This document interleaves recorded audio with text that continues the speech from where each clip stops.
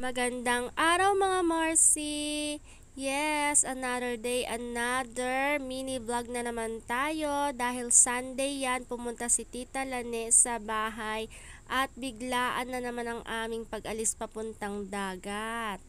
At ayan na nga, naku po, may batang malikot, malikot pa sa malikot, hindi ko alam kung saan nagmana ang batang iyan.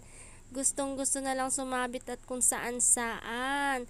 At syempre, excited na naman ang aking mga anakis dahil nga makakakita na naman daw sila ng dagat at makakaligo sila saglit. Proven and tested na talaga mga Mars, yung biglaan talaga natutuloy kesa yung nagplaplano, 'di ba? At napakalapit lang naman ho talaga ng dagat sa amin, kaya madali lang hong makakapunta. At ayan na nga, nandito na tayo sa Candelaria. Syempre dito lang tayo sa gilid-gilid ng dagat, o 'di ba? Kahit sa gilid lang, happy na. Syempre mga Mars, sino ba naman ang papahindi kapag dagat, 'di ba? Vitamin C nga. At makakapag-relax naman kahit isang oras lang ang inday ninyo.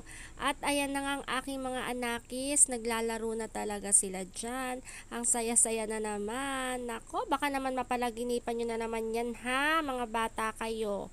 Nako, talaga namang hindi yan mapipigilan, basta talagang dagat, go agad-agad, wala nang pahindi-hindi pa. At kung hinahanap nyo nga dyan ang kanilang pinsang si Diony, nako mga Mars, nagmo-moment po ang ating Mr. Dion na yan. Kaya hayaan na nga muna natin siyang mag-moment. O siya, basta ang mga batutang ito, sige, anliligo muna sila ngayong araw na ito.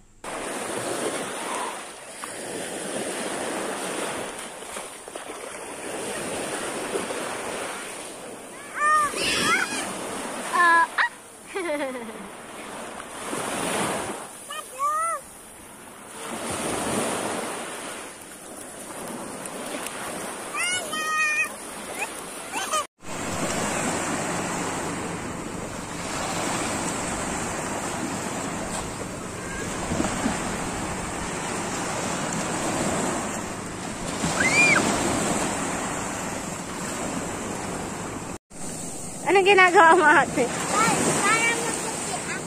Lalagyan ko. Ay, ganun pala. Pampaputi pala yan, be. Nag-i-scrub ng katawan si ate.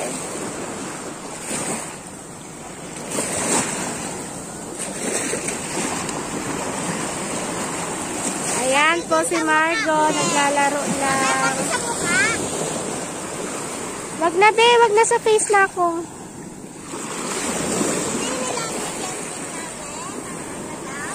Nang, wag na, baka ma-irritate yung ano mo. At talaga namang sarap na sarap silang maligo dyan at napakaligam-gam nga naman ang tubig.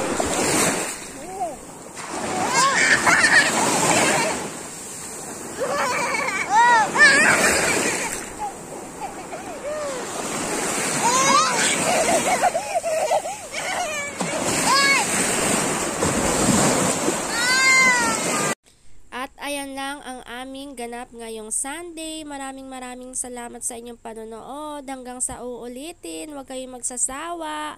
Bye!